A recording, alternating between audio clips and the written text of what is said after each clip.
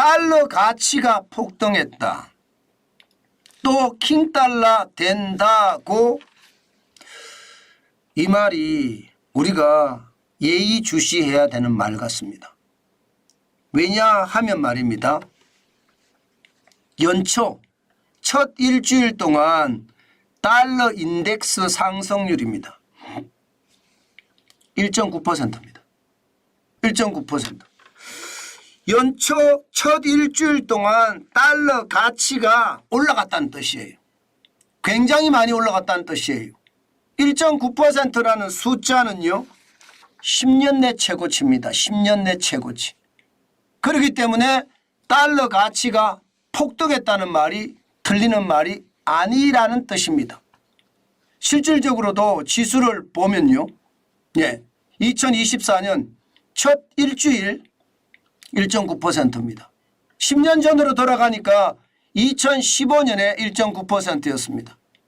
그 앞전으로 돌아가면 2021년 2.2%, 2005년에 2.9%, 1988년에 2.8%, 1991년에 2%, 이것보다는 작지만 10년 만에 달러 가치가 이만큼 올라갔다는 것은요, 시장에서는요 굉장히 관심을 가지고 보는 거라고 봅니다.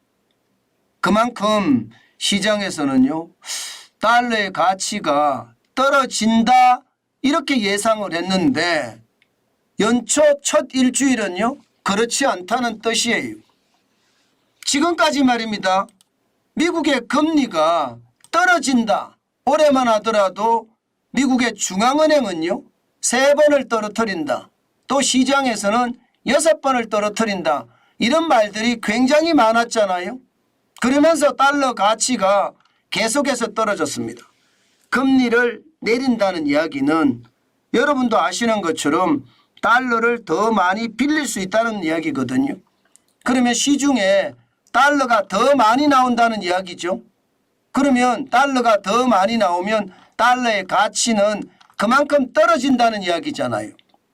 실제 달러의 가치가 그만큼 떨어질 거라 예상을 했습니다. 그런데 예상만큼 말입니다. 달러의 가치는 안 떨어진다는 거예요. 예상만큼. 이 말은 여러분, 예상만큼 안 떨어진다는 말은 우리가 한 번쯤 새겨 들어야 되는데 그 이유가 말입니다. 그 이유가 이게 달러 인덱스를 보면 알 수 있습니다. 지금 2024년 1월 5일에 102.13이었거든요. 작년 12월 28일에 100.91까지 떨어졌었습니다. 그러니까 달러 가치가 떨어진다. 작년 10월 3일에 106.72에서요. 12월 11일에는 104.01 그리고 12월 28일에는 100.91까지 떨어지면서 시장에서는 당연히 떨어진다. 이 말이 핵심 주제가 됐었는데 지금 분위기는 완전히 싸하게 바뀐다. 저는 이렇게 이해할 수 있을 것 같습니다. 자, 왜 이런 일이 벌어질까요? 왜 이런 일이 벌어질까요는요, 여러분 굉장히 간단합니다. 굉장히 간단합니다. 왜 이런 일이 벌어질 건가 하면요, 시장에서 이야기하는 것과요, 미국의 중앙은행이 이야기하는 금리 인하 횟수가 굉장히 차이가 나기 때문이에요. 그래서 달러 인덱스가 높아지는 겁니다. 시장에서는요 6번 금리 인하를 할 거다 이렇게 이야기를 했거든요. 그런데 중앙은행은 여전히 말입니다. 3번 이상은 인하하지 않는다 이렇게 이야기를 하고 있으니까 그 갭에 대한 차이가 나서 시장에서는 저는 많이 지금 올라가고 있는 거라고 봅니다.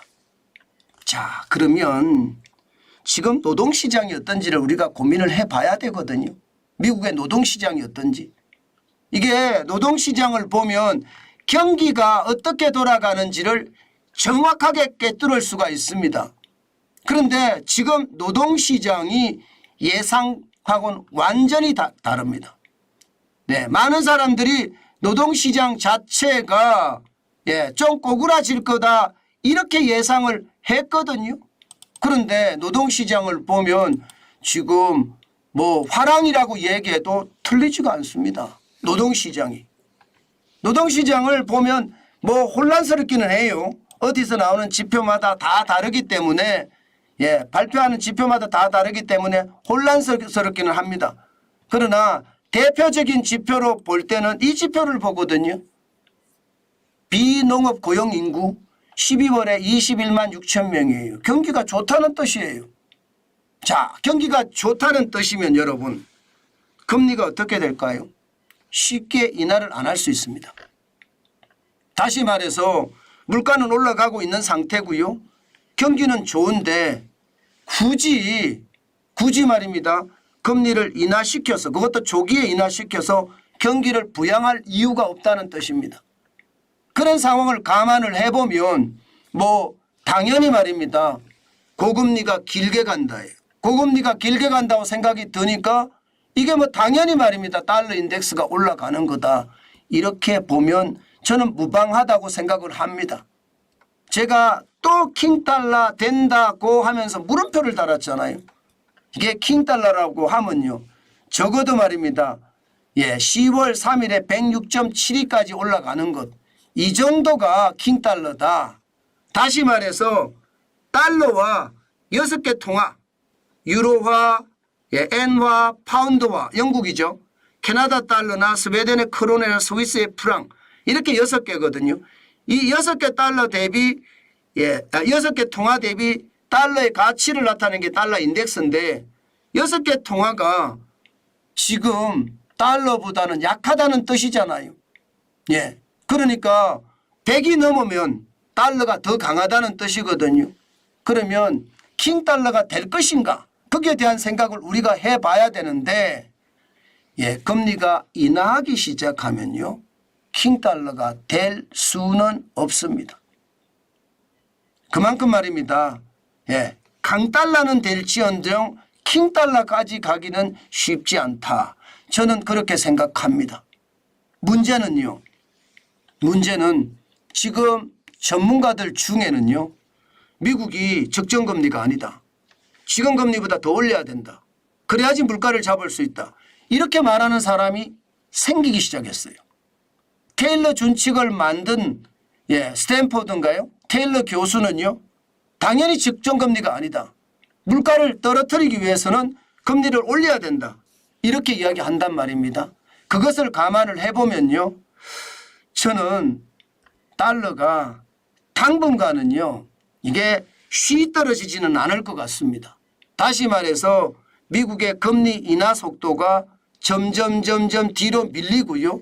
그러면 고금리가 계속해서 간다는 뜻, 그러면 달러의 가치는 올라간다. 뭐 이 정도로 해석하면 맞을 것 같습니다. 분명한 것은요. 분명한 것은 달러가 여전히 강하다. 예상했던 것보다가 강하다. 뭐 이렇게 예상하면 저는 좋을 것 같아요. 그만큼 금리 인하가 많이 됐을 때는 달러의 가치가 떨어지는데 예상보다 금리 인하의 어떤 폭도 그렇고요.